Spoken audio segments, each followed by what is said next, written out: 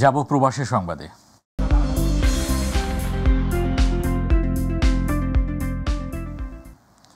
মিনায় অবস্থানের মধ্য দিয়ে আজ শুরু হচ্ছে পবিত্র হজের আনুষ্ঠানিকতা।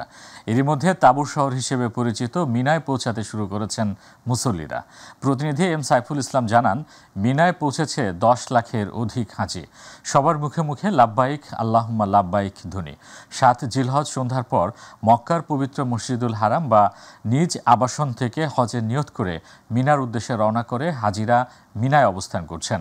বৃহস্পতিবার রওনা হবেন আরাফাতের ময়দানের উদ্দেশ্যে। সেখানে অনুষ্ঠিত হবে হজের খুতবা। এবার সারা বিশ্বের নানা প্রান্তের প্রায় 15 লাখ মুসল্লি হজ পালন করছেন। মুসল্লিদের হজ পালনের বিঘ্ন করতে কড়া নিরাপত্তা সহ নানা পদক্ষেপ নিয়েছে সৌদি সরকার। জিলহজ মাসের 8 থেকে 13 তারিখের মধ্যে হজের মূল আনুষ্ঠানিকতাগুলো সম্পন্ন করা হয়। এবছর হজের আরাফার দিনের ঐতিহাসিক খুতবা প্রদান করবেন বিশিষ্ট ইসলামিক স্কলার শেখ সালেহ বিন হুমাইদ। একমাত্র আল্লাহর সন্তুষ্টির জন্য মিনা এবং আরাফাতে মুজদালিফার যে কার্যক্রম রয়েছে, এই কার্যক্রমগুলো যেন আমরা সুন্দরভাবে সম্পন্ন করতে পারি। গাড়ির ম্যানেজমেন্টটা যদি একটু সঠিকভাবে শুদ্ধভাবে হয়, তাহলে আমরা সঠিক সময়ে মিনাতে পৌঁছাতে পারবো। তো মিনার সেবাটা একটু বিস্তৃত করা দরকার, মানুষ যেন ভালো হতে মিনা অবস্থান করতে পারে। হাজিরা নিরাপত্তার সহিত হজ ব্রত পালন করবে এবং দোয়া মুনাজাত করবে।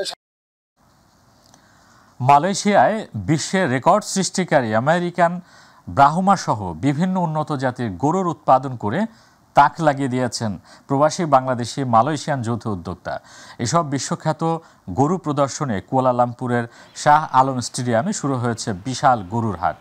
আর এই গরুর হাটে প্রবাসী বাংলাদেশি সহ মালয়েশিয়ানরা কিনছেন গরু। প্রতিনিধি আশরাফুল মামুন জানান, মালয়েশিয়ায় কোরবানির গরু কেনার জন্য কোনো পশুর হাট বাজার বসানো হয় না।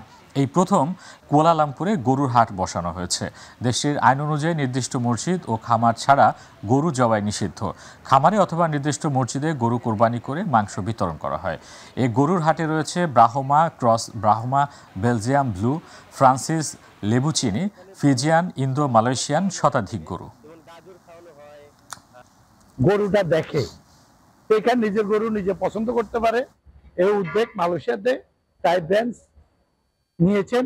টাই ব্র্যান্ডসের প্রতিটা গরু এখানে সুস্থ সবল এবং ব্লাড টেস্ট করে সার্টিফিকেটধারী গরু আছে। বাংলাদেশে যেরকম গরুর হাট বসে, এখানে ওরকম ভাবেই এখানে বাংলাদেশের মালিকানাধীন ভাবে এখানে শুরু করছে।